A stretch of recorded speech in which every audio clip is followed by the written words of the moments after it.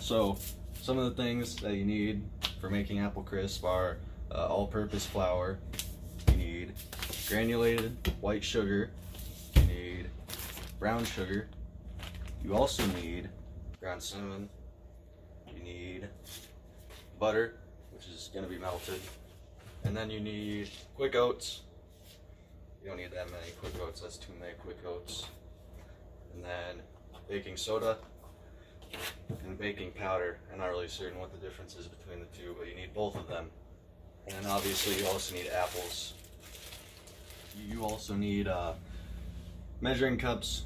Now the main ones you're going to need are tablespoons and teaspoons, and then a regular cup. Everything's based on either a half cup, a whole cup, a half tablespoon, and then whole tablespoon, and then whole teaspoon.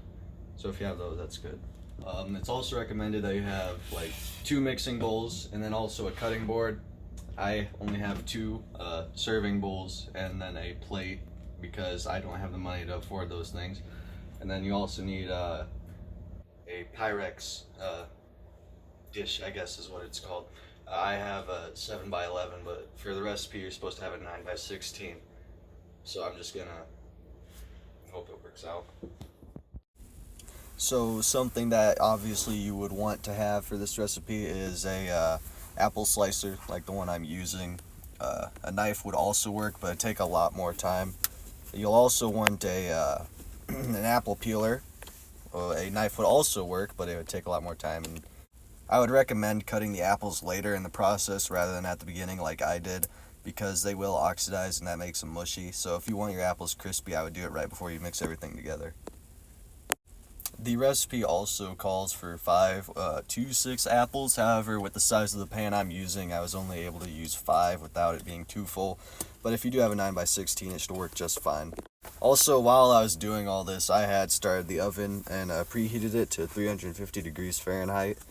For the recipe, we're going to be cooking all of this at 350 for 45 minutes, so it's good to get that started just so the apples don't oxidize while you're getting everything ready and the oven heated up.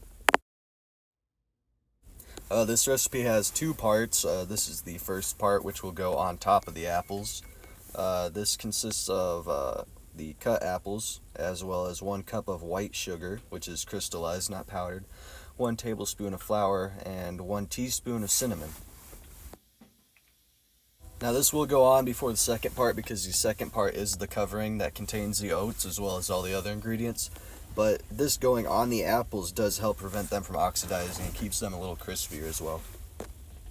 This recipe is pretty simple as a whole. All the ingredients just get whisked together. I didn't have a whisk, so a fork works just fine. After that has been all mixed together and then put on top of the apples, and you kind of sort the apples around to get them all covered, you move on to the second part, which consists of 1 cup of quick oats, as well as 1 cup of flour, 1 cup of brown sugar, a 1/4 teaspoon of baking powder, 1/4 teaspoon of baking soda, and a 1/2 cup of melted butter, which I was melting during this. Pretty easy.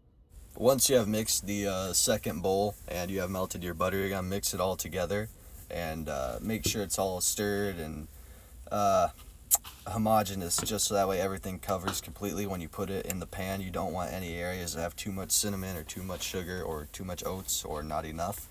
But after everything is mixed, part 2 will go on top of the apples, which have already been mixed with part 1, and it will go into the oven for 45 minutes at 350 degrees.